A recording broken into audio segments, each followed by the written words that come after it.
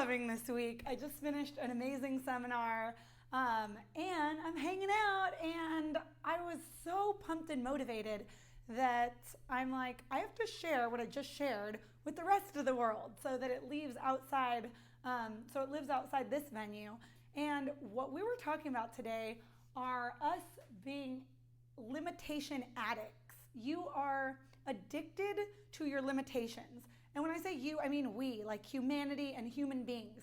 And the key to breaking through those barriers, those limitations, are recognizing and identifying when you have a grasp and a grip on that excuse or that reason or that limitation so tightly that if you don't let it go, your life is going to go the way that it's been going all of your life. So how do you flip the switch? You really take a look at what you're meant to be living here, like for.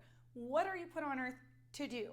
You have a gift and you have a purpose, like your own individual, unique one. Like no one is me, no one is you. So we were all put here to like fulfill on our best selves, to reach the maximum human potential possible to impact the people that you're meant to serve here.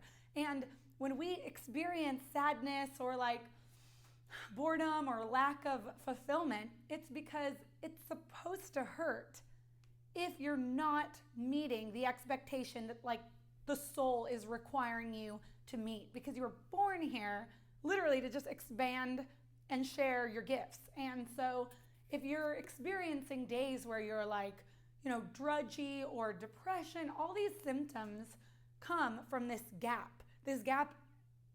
between what you're doing day to day, how you're performing, what projects you're working on, and the projects and what you're meant to be doing. Like, here is the human being, here is what they are meant to be doing.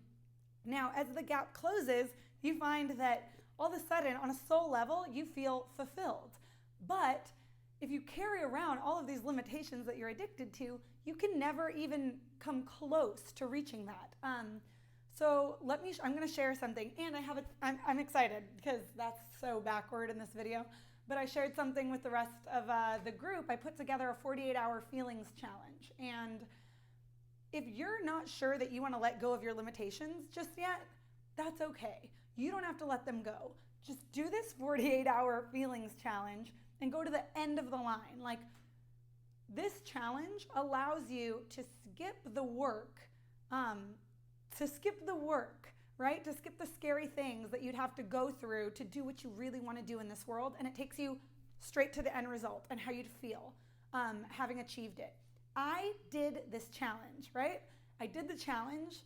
The results were mind-blowing. And now I have like a committed human being that I got together with, because peers are everything. And we have a call every morning at 8 a.m. until the beginning of June. So for the next month. And I'm so committed to that because I did this and I'm like, oh yeah, I need it. So once I did the challenge, all of the limitations started dissolving, and all the reasons that I shouldn't have what I really want in this life kind of went away. It was incredible. I heard something the other day that really touched me, which was when you pass away and you die and you meet your maker, like say it's God, he's not going to look at you and say, why aren't you Moses? He's going to look at you and say, why weren't you Erika Cruz? Like, you are put on this planet to be someone. You were meant to be someone and something of total fulfillment and bliss for your own self and life. That's the way that human beings are supposed to live. But our reptilian brains are keeping us safe sometimes. So thank you, brain, for keeping me safe. But that is what causes this addiction to our limitations. Are you arguing for your limitations? If you're like, I want to do something, but I'm just so unmotivated. That's the limitation, and you are arguing for it. Like someone's telling you, no, you're not. You can do this. You can do that. Instead of being open to coaching and to basically the person providing to you what you need to move forward in this life, you almost argue for your disability. Like, nope, I just have an inability to be motivated. That's just who I am. Well, of course it's who you are. It's who you say you are. And it's who you're holding on to being, because the reptilian brain is like, by being unmotivated, I stay in my safe zone. I might not be the happiest, but I'm going to be safe and I'm going to be alive tomorrow. Okay, thank you. Breaking through that is what's going to allow you the life that you've always dreamt of. So remember this, okay? Every time you think that like depression or negativity or unmotivation or self-esteem has you, flip the switch and start to recognize that it does not have you.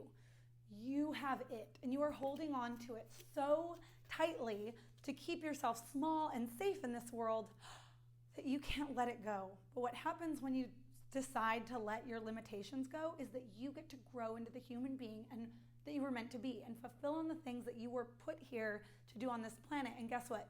The feelings just fall into line after that. So if you're curious and you think like, God, I have so much potential in this world. You could be living in this like excellent zone of excellence, right? But you still have more to give. I'm with those people every single day. I am one of those. I'm just like, I want to do it all. Then consider trying on the challenge. Challenge yourself. So I put this together right before today, and I want to share it with everyone. So download it. Essentially, 48-hour feelings challenge. You pick a way to feel. You pick a way of being, and then you just are that way for 2 days. So 48 hours. And you pick like a partner. Like it's the best if you have someone to keep you accountable. So have them download this too and do it together. And really do it. What is 2 days of your life? 2 days of your life if it's going to make an impact on the rest of it, right? So dedicate yourself. It might seem silly. It's like, what am I doing? Am I in school anymore? No, but that's what happens is that we graduate school and we think that all the work that we learned in history and science is done. There's a whole nother subject that's called yourself. So go introspective and figure out who you're meant to be. So when you meet your maker, you get to the end. It's not like, why weren't you Erika? Or why weren't you, Kate? Why weren't you Susan? Why weren't you Kaylee? Why weren't you Claire? Like, why weren't you Megan? Why weren't you Justin? Why weren't you the person that you're supposed to be? I want you to be that, please, because that's what my life and world is about, is making sure that people get to realize and actualize who they really are. So anyway, put together this challenge. It's a cheat sheet. You just fill in the blank. What's the way I want to be? And a tip to figure it out. Who's the person I'm going to share this with? And a line, and you write the person's name in. Then you record your thoughts, and then come on over, and I want to hear your results. So I love you. If you're into it, be into it. I love you. Mwah.